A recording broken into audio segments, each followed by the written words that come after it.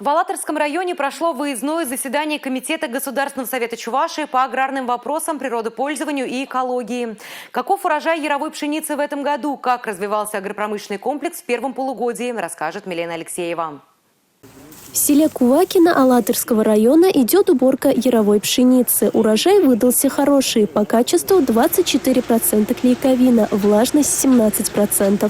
Сейчас у нас средняя урожайность идет порядка 46 центнеров с гектара по пшенице. Мы считаем, это достаточно хороший результат.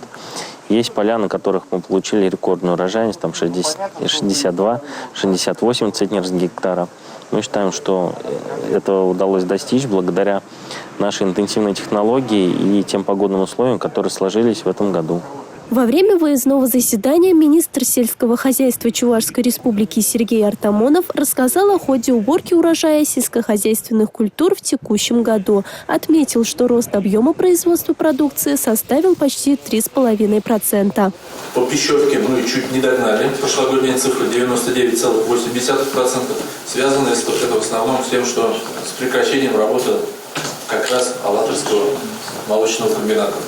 До конца года я уверен, ситуацию мы выровняем. На заседании также отметили, что урожай во многом зависит от семенного материала.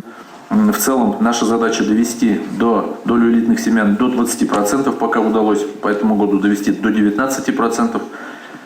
Тоже интересно происходит. Мы замечаем в течение 5 уже лет 80% затрат на покупку элитных семян. В Чувашии вырос не только объем производства сельскохозяйственных продуктов, но и эффективность использования сельхозземель. Для нас важнейшая задача на сегодняшний день, которую уже Сергей Геннадьевич отметил, это ведение всеоборот необрабатываемых земель. Те, которые не обрабатываются, около 4000 гектар, мы уже нашли, которые на сегодняшний день они занимаются оформлением постепенно. Выезжают сельские поселения в 3 сельских поселениях. Главы здесь вот тоже находятся. И постепенно оформляют, и уже будут вводить все обороты. Милена Алексеева, Республика.